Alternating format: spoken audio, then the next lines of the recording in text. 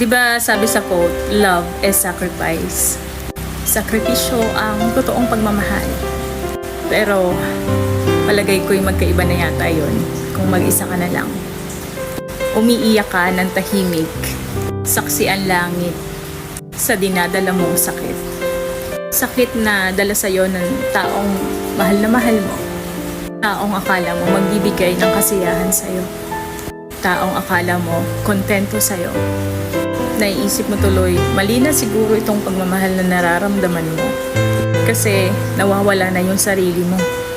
Kasi parang ikaw lang yung nauubos.